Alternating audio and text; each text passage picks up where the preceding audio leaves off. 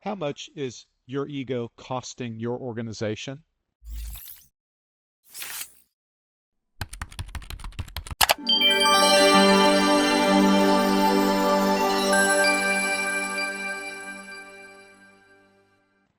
How much is your ego costing you in terms of your ability to lead and lead people effectively?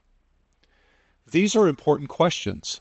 I had the opportunity to confront these yet again as I got ready for a talk that I gave recently about ego, asset, or enemy. Something I would like to reference and I would like to urge you to look at is your ego as it relates to keeping it in equilibrium or balance.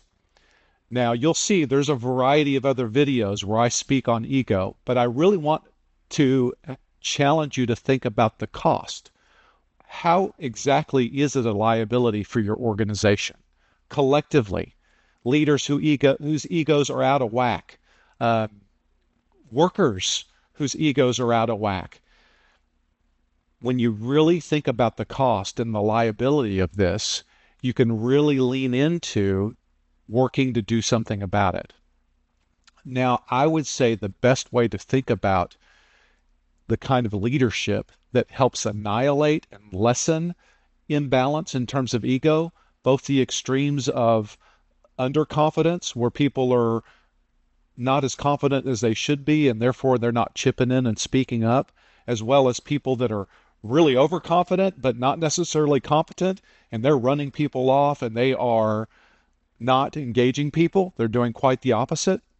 In order to strike equilibrium, the best way to learn how to do that is to look at level 5 leadership and to look at its author, Jim Collins.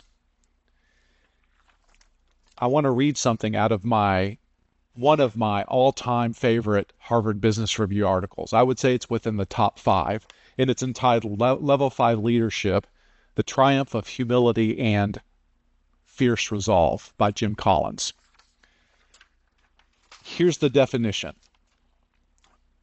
A level 5 leader is an individual who blends extreme personal humility with intense professional will.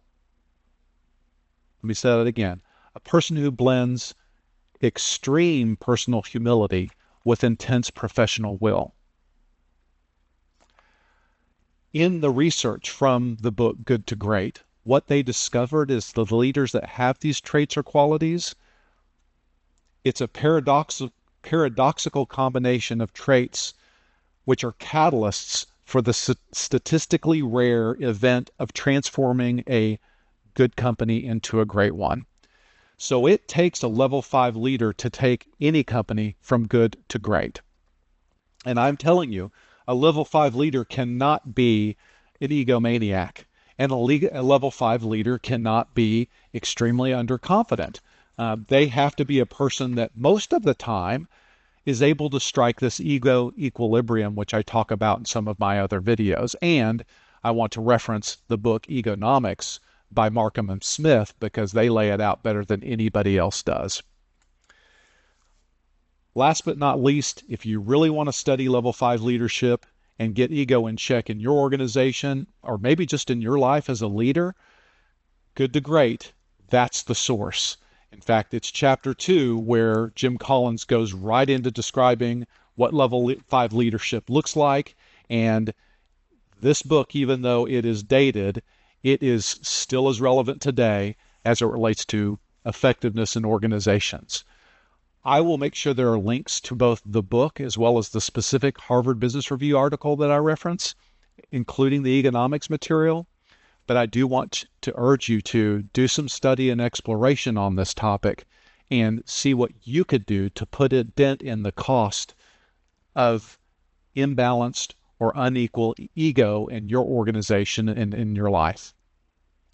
Until next time, keep learning and growing.